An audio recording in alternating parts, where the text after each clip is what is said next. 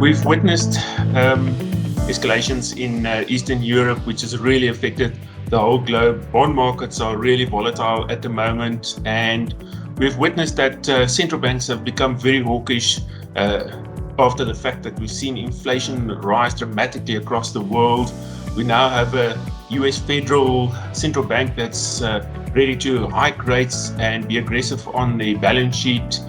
We've seen most emerging market central banks also hike their rates dramatically. Here in South Africa, we've seen the SARB hike their rates in January and in March this year. And it's expected that the SARB will probably continue to hike rates for most of 2022. But notwithstanding that, we still think that there's good opportunity in South African fixed income. Over the last quarter, it was actually not too bad for South African nominal bonds. You probably had around nearly a 2% return from nominal bonds, and probably over 12% return over the last year from bonds. Not too shabby if you think that inflation was probably around 5.5 over the last year or so. The asset class that's really been struggling has been inflationary bonds this quarter. We're not surprised by that since we've seen real rates in the US starting to rise, and our inflation bonds have followed on that.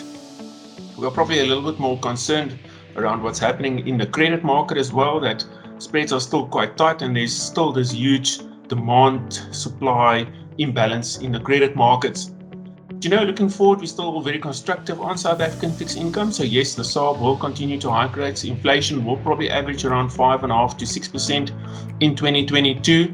But we still think that the curve in South Africa is steep. Both the inflation curve and the nominal bond curve are pricing for a lot of negative news. There's a lot of inflation premium, fiscal risk premium, Eskom risk premium sitting in our curves. And we think that in the next 2 to 3 years, that will be good value points for our investors in fixed income.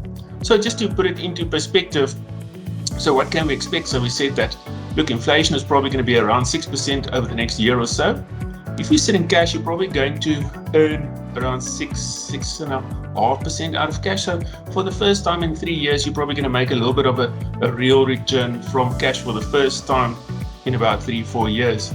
As we said, the market that we do not really like at this point is the credit market. There really isn't a lot of opportunity there due to demand and supply factors. So probably also around a 6 to 7% return. So you're not really getting rewarded for taking extra credit risk in your portfolio.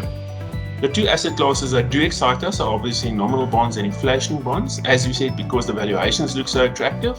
So from a returns perspective over the next 2 years or more, we think that it's highly possible that you could get this 8.5, 9.5, maybe even 10% returns from both the nominal bond market and the inflation bond market, which we think that those are good value points. And just to put it into perspective, that for those investors who have invested in nominal and inflation bonds over the last year or so, were probably handsomely rewarded. That nominal bonds probably returned well over, or the funds at least returned probably close to 15% in nominal bonds and about 13% in inflation bonds. It's not many years that I can remember that you get inflation plus 8 or inflation plus 10 from these asset classes. So we still think that there's good opportunities in these markets. And we would say to investors, please don't sit in cash. We think there's a duration on the cheap in the markets, and there really is an opportunity. If you are worried about inflation and what could happen to the rand, well, then we think the inflation bond market is a good place to be. If you think that the South African nominal bond market is pricing for all these negative events, well, then we think nominal bonds is a good place to be. So what we're saying is, don't make a binary bet on any of these asset classes.